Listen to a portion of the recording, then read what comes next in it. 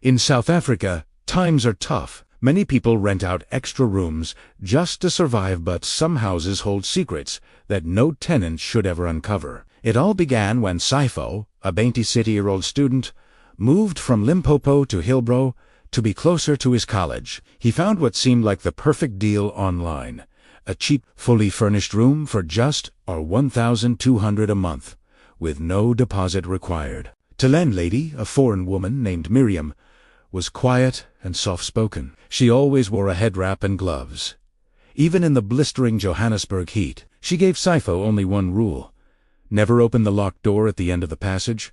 Saifo just laughed it off, assuming she was probably hiding valuables or personal belongings. He had no idea how wrong he was. Soon, strange things began to happen. Every single night, like clockwork around 2 a.m., Saifo would hear knocking coming from behind that locked door.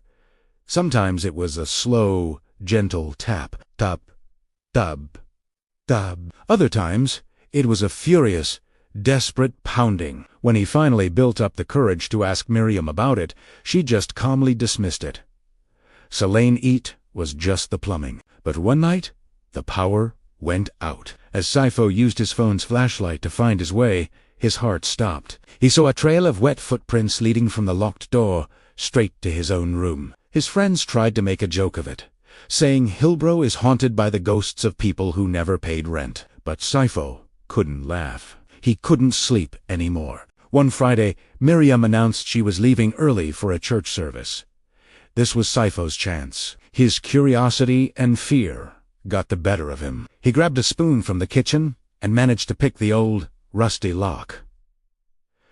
The door creaked open. Inside, the room was sparse. There was a single bed, some children's clothes neatly hung on the wall, and a plastic basin filled with dark, murky water. He stepped closer to the basin, peering into its depths. Suddenly, he saw a human face staring back at him from under the water, its eyes wide open in terror. He screamed and stumbled backward, tripping and falling against the doorframe. When he looked again, the basin was empty.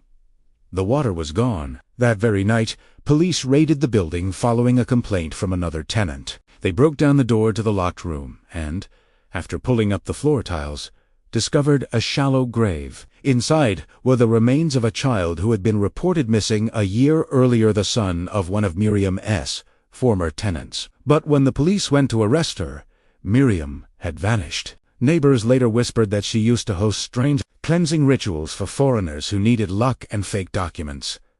To this day, no one knows her real name, and some tenants claim that the room, even with its door sealed shut, still smells faintly of salt water and incense. Sometimes, cheap rent comes with a heavy price. In cities like Johannesburg, you never truly know who you're living next to, or what spirits they've brought with them. If you enjoyed this story, subscribe for more true South African horror. Remember to trust your instincts, and never ignore the sounds you hear in the dead of night.